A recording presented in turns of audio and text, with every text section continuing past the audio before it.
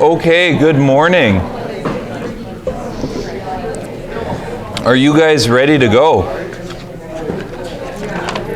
Oh, am I ready to go?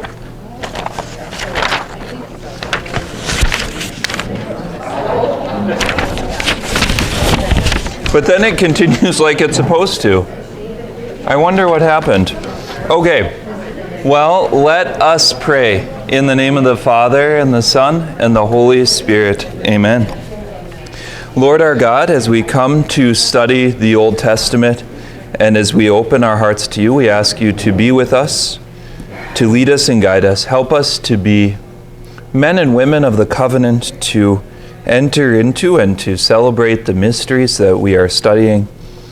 We lift up to you all of those that we want to remember, for those who are sick and suffering, for those who are in need of your mercy. And we ask you to be with them. We ask this in your name.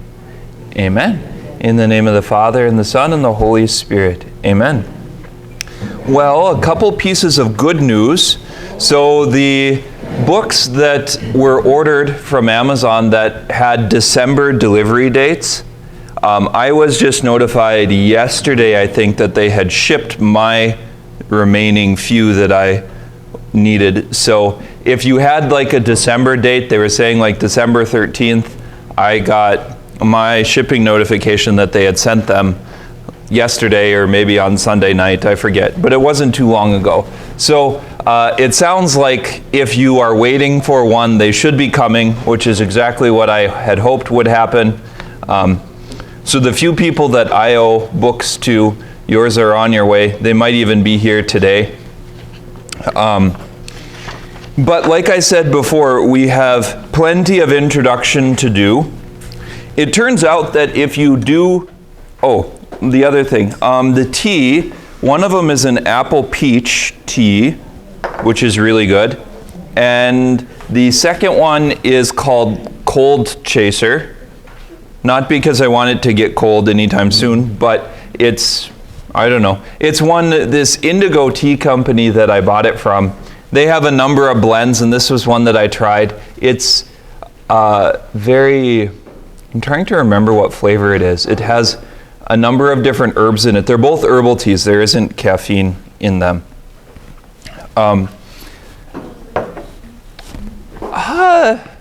Licorice. I don't remember that flavor, but some people I have learned are really, really sensitive to it, to really, really pick up on it, because sometimes licorice root is used as a sweetener for things. It's a natural sweetener that comes out in hot water, but it doesn't, to me, it doesn't taste like licorice at all, and some people think that it does. So instead of deciding that they're all wrong, I'm just suspicious that we taste it a little bit differently. And some people are more sensitive to some flavors than others. There's certainly things that I can't handle very well.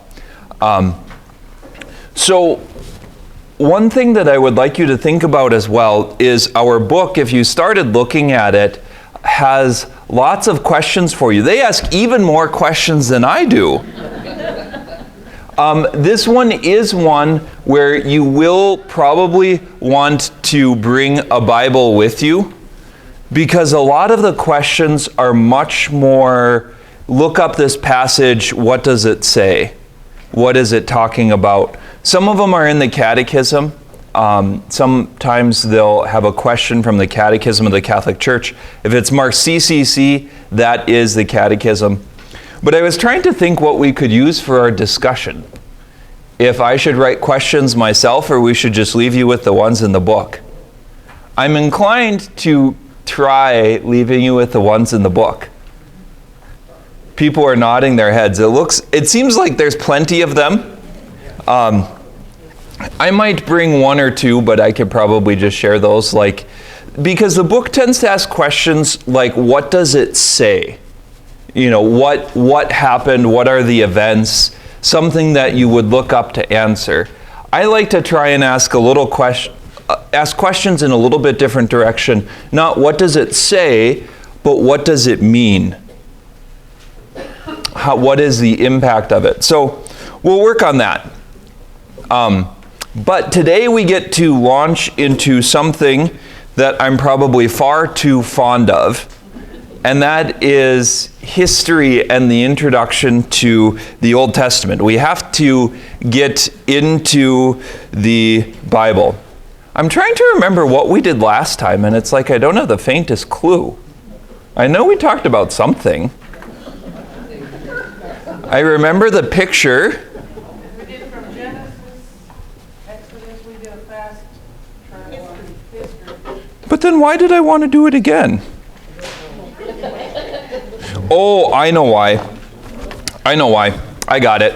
Okay, so the reason why I wanted to look at it again is that last time we looked at it from the perspective of the biblical text. What does the Bible say? Today, I want to try and situate things a bit more historically, because the Bible is also a historical reality. So we have to dig into, when did this all happen? Now, as part of it you have to know is that a lot of the dates aren't exact. There's a couple of things, especially for the timeline of the Exodus, that are very, very challenging to date well. And part of it is because we have well-ordered German minds. I like this at Mass, for instance, when you're coming up at Holy Communion, at daily Mass, and people will like wait for the people in the pew ahead of them to come out into the aisle. And it's like, with as few people as there is, you can kind of actually go to communion whenever you want. Like, you don't have to wait for people, because we won't run out of hosts.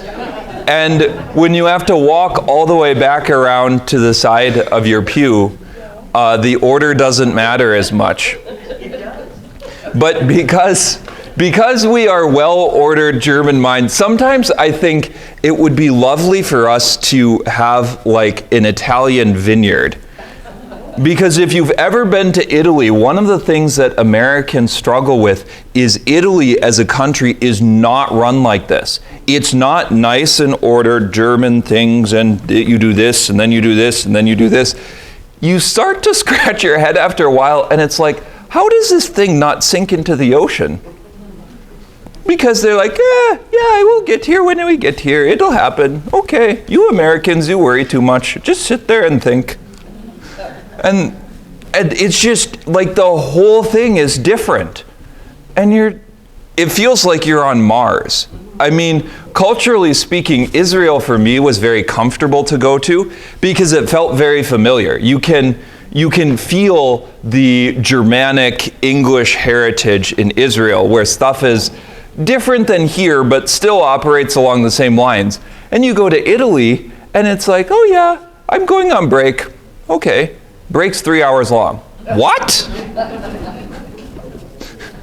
Yeah, I'll be back. You have fun. And you just wonder. It feels like they're from Mars. So part of it in coming into order, in trying to situate things, is that we have to be a little bit careful because there's a lot of things that we don't know. And concrete dates, when you're talking about 4,000 years ago, give or take, are hard to plant a flag on. But we're going to try and give an outline of things. So in the beginning of the Bible, the first 6 chapters of Genesis, from Adam to the end of the flood, is called prehistoric. Anyone know what prehistoric means? Before history was written down. That's really close. It means before the story is told. It's prehistory. It's before there's writing. Yes, not every culture has a written history, but it's before the story is told. What that means is, like, these events already happened. And this is a genre of biblical literature. It's a genre of literature that shows up in just about every culture under the sun. They have some kind of historical narrative. And so when we talk about the creation of the world and the fall and the flood, when did those happen? The best answer I can give you is, don't know, a long time ago. Because they're before history takes its form. I would argue that the flood has to predate the early civilizations, because once you have records of civilization, they don't narrate a flood story happening. They talk about a flood story in the past already. The earliest civilizations I think that we know of, the earliest major civilizations, began to take shape in the Middle East around 3500 BC. There's a couple of places in India, I think, and maybe one in Africa or two in Africa, and there's a few in Europe that are definitely older than that, but it's surprising that for as big as the darn world is, there aren't very many that claim to be older. I think the first great civilization of the world is called the Sumerians, if I'm remembering right, 3500 BC, give or take. The time where Egypt, now this is one thing that you have to reframe your mind, is by the time of the Exodus, the pyramids in Egypt and the height of Egyptian culture was already more than 1,000 years in history. It was as far from the time of the Exodus as the Middle Ages are from now. In fact, it was even further. So the Great Pyramid of Cheops in Egypt on the Giza Plateau, the Great Pyramids that we're all familiar with, those were built. The date that's easy to remember is 2500 BC. So by the time of Abraham, he's likely, I prefer some of the earlier dates, which would put him around 2000 BC. It gives us a little bit more time and you don't have to smash things in as tightly, but it's possible that he lived as late as around 1800.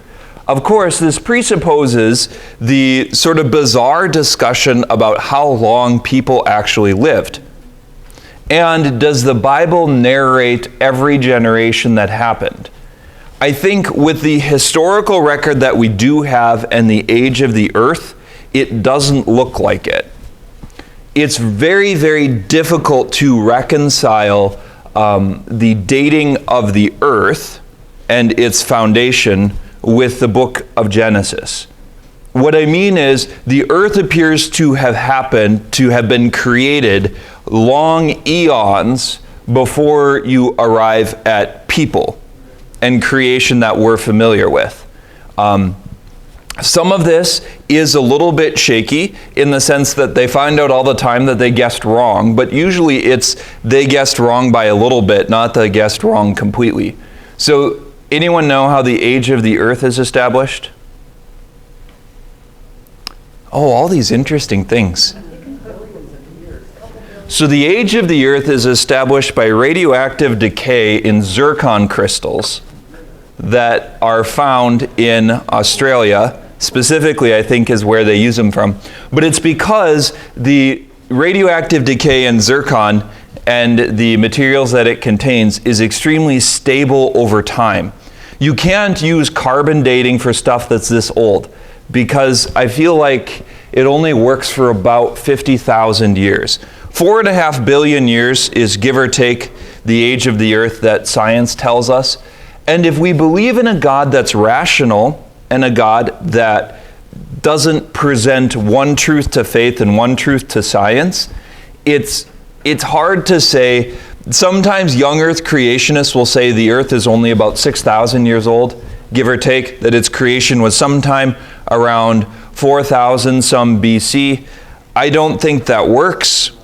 I think that there's lots of issues with it, even not so much like there's issues of fossils, but there's also issues of like the formation of rocks and how long rocks take to form in volcanoes and different sorts of things. And you can't get quite from 4,000 years to 4.5 billion years. You might be able to say the earth is only 2 billion years old or 1 billion years old. That's quite a big difference. 4 billion and 1 billion is, a long time. Longer than humans have been around by far. But it's not the same kind of order of magnitude. But regardless, these events happen in the time that is already past, in the time that is in the midst of history. And that's important because, like, when did the fall happen? It's a puzzle to situate in a historical timeline, especially if you consider the possibility of humans evolving in some fashion from something like Cro-Magnon man, which appears very possible. Yeah, there's way too much to talk about with this. We're going to have to move on.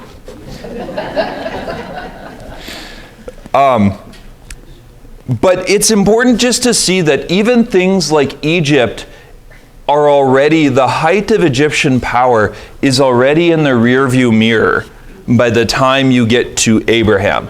Abraham is when dates get a lot more concrete.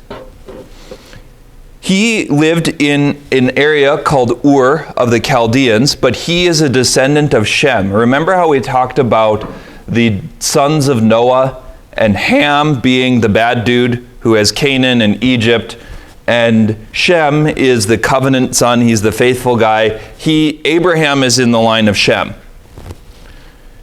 So the time of the patriarchs, if we want to situate it, is from about 2000 to 1800 BC. At the end of the time of the patriarchs, we reach the end of the book of Genesis, and that is probably around 1800, give or take. People have asked, and I think it's a great question, like, why does God choose Abraham? Why does God choose Abraham? Why does God choose Jacob? Why does God choose Abel and not Cain? They both make offerings to him. There's this puzzle of divine election in the scriptures, and there aren't easy, clean ways of figuring it out entirely. But part of what I would propose to you is because they listened. Why does God choose any of us? Because we open our hearts to him and we listen. It's not that God doesn't want to choose more people. How many missionaries does God want to have? Everyone. If everyone would hear the message, I think that the grace of the Lord would be there for them, right? It's certainly, you could argue, everyone in our parish, everyone in Fargo, everyone in our state. I mean, you can start building or increasing the size of a group, and it's hard to imagine God saying, like, yeah, you're just not called to be anything. Go away. Right? That doesn't fit with our understanding of God. So why are some called? Why are some chosen and some not? And I think the answer can be twofold. The first one is that we are chosen in different ways. So not everyone's the same. We don't all have the same calling. You're not all called to be priests. I'm not called to be married. Like that's not the case. But everyone is called. Not everyone responds. So why does God speak to Abraham? I feel like part of the story is because he was knocking on the door for like 1,000 years and no one bothered to listen. And Abraham finally did. And Abraham listens in a pretty radical way. He leaves his land, he goes to Israel. We'll get to talk about him more later. Once they're in Egypt, you have this transition from Israel as the family of Jacob to Israel as a nation. Israel as a people, as a tribe, you could say. At first, they live in the land and they're prosperous. We don't know. They're not slaves the whole time they're in Egypt. That seems like it probably happened later. It's very possible that the Israelites end up in Egypt in, I think, what is called the Hyksos period. It's Hyksos or Hittite? I forget. But there's a time period between what is called the, I'm going to mess this up. So there's 3 major time periods in the history of Egypt. There's an old kingdom, a middle kingdom, and a new kingdom. Ramesses II, who is one of the famous pharaohs, is a new kingdom pharaoh. The Old Kingdom is when the pyramids were built. That's the old one. So those dynasties, I think, come to an end around the time of Abraham. I wonder if it's in the transition from the Middle Kingdom to the New Kingdom. But there's a marked transition period where non-Egyptians take over the Egyptian throne. And it's possible that the Exodus happens at that time, and they were friendly to the Israelites, and then Israel becomes more slaves when the Egyptians take over again. It could fit that way historically. But eventually the Egyptians do become jealous and concerned. It is important to note that Israel doesn't build pyramids. They build the supply cities of, I think it says Pithom and Ramses, which could be later names that are added into the story. But it's also possible, if it's Ramesses, if it's named for that pharaoh, then you have to use the later date for the Exodus, which is in the 1200s BC. If it was a name that was put back into an earlier text, which is possible, they did that all the time, then you can use an earlier date for the Exodus. There's good reasons to suspect that the early date is correct, but it's very possible. This is one of the biggest variables in the Old Testament. So the early date for the Exodus is around 1450 BC. The later date is around 1200. So a difference of 250 years. This is the time where they have the burning bush and the formation of the nation, and then they leave for Israel and they wander in the desert. On the next page, I put a nice little timeline. It's better if you look at this in color. If you look at it on the notes on your computer, you can see it and read it a little bit more easily. This divides creation into, or the history, the historical record, into 11 different periods. Around 1400, if you use the early date for the Exodus, which this timeline does, Joshua leads the people into the land of Israel. Around 1350 becomes a time of the judges, but this is a lot of guessing. And the period of the judges is sort of that downhill slide until you move toward the kingdom. When you get to Ruth and Boaz, around 1100 BC, we're getting more concrete. By the time of David, you can plant a flag on about 1000 BC, and while it might be wrong by a year or two, that one's pretty stable. We can confirm it from a number of different directions, with everything from radiocarbon dating pots to other historical records outside of Israel. So the birth of Samuel marks that important change. Samuel is the first of the prophets. In about 1050, Saul becomes king. In 1025, David is anointed as king. Again, that's a little bit of give or take. It could be a little bit earlier, a little bit later, but this is becoming much more historical in the sense of written down and connected to written records. Traditionally, Moses is the author of the Pentateuch, the first 5 books of the Bible. That is probably accurate. Well, I would argue it is accurate. Most of the saints do. But you have to have a wider sense of authorship in the way that Moses there seems to be a nuclear story that then pieces are added to. Because there's funny things, like it talks about Eden as a garden of paradise. That word paradise is a Persian word. It comes from a Persian term, and they didn't encounter the Persians for like 1,000 years after the life of Moses. So how did a Persian word get used by Moses? It's really difficult to argue that Moses would use a word that's completely unfamiliar to him. Now, there's possibilities. The word could have been more widely used or more widely known in other ancient languages than just Persian, as far as we can tell.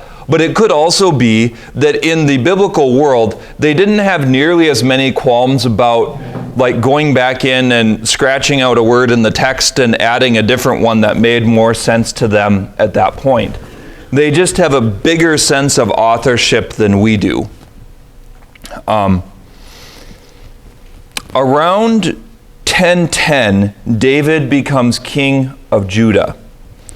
He becomes king of the whole nation around 1000, like I said, and traditionally he reigns until 970, which is when the construction of the first temple takes place. From 970 to about 930 is the reign of Solomon.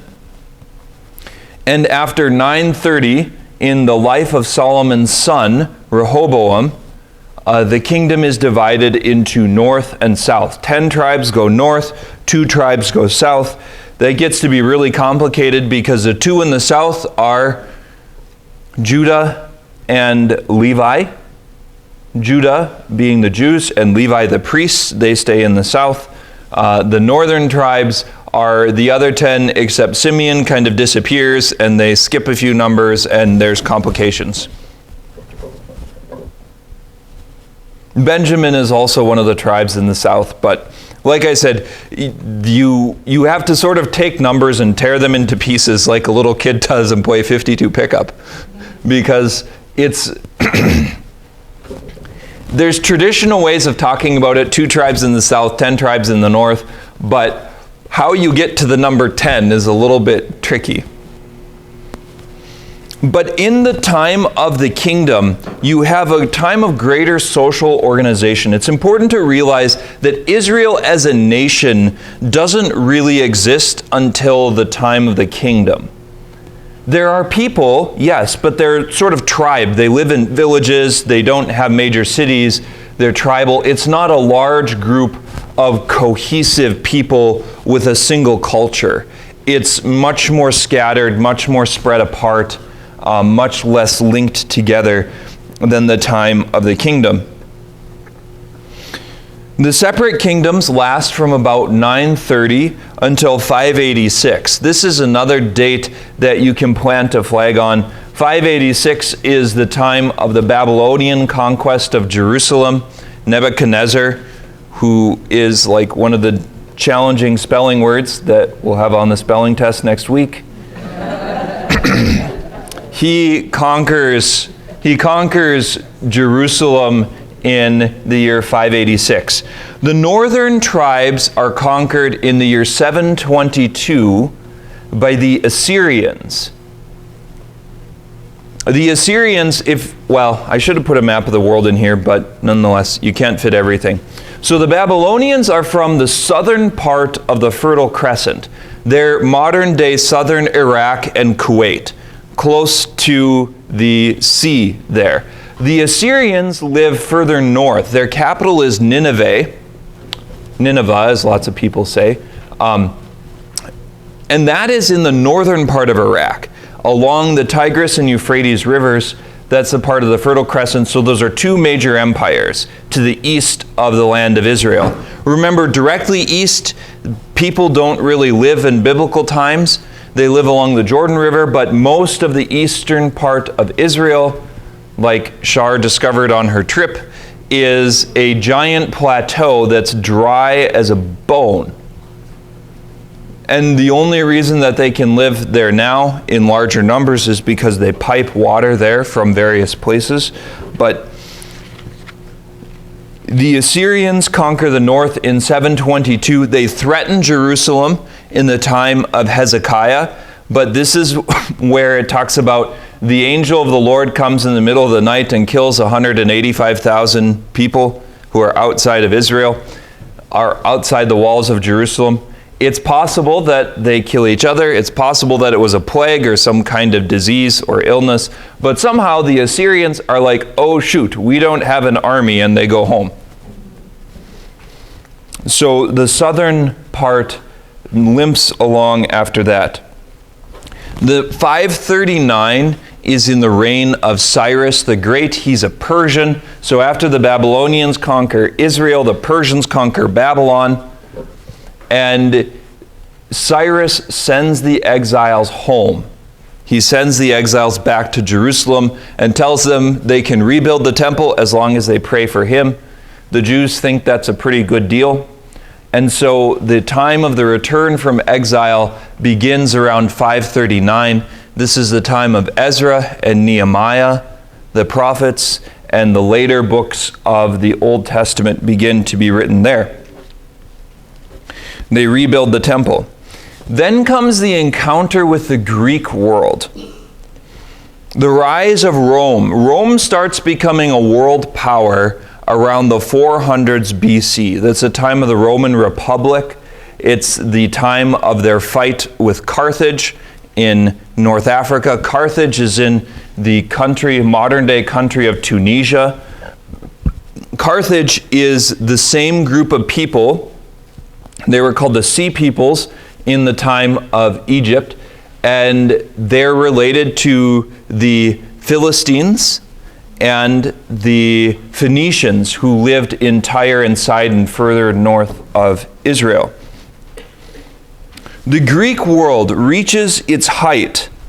I think the age of Pericles, the date that I'm remembering, is 436. He is the height of the Athenian Republic. That's the height of Greek art and architecture, at least as far as a political power and authority.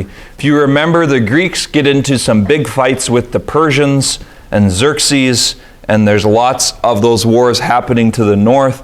They don't seem to spread into Israel quite as much, but Israel is often at the crossroads of major empires. Remember, you have Egypt to the south and the west, and then you have to the north the Hittite Empire, the Assyrians, and the Babylonians off further east. And the Persians are east of them in modern-day Iran, or Persia as it was known.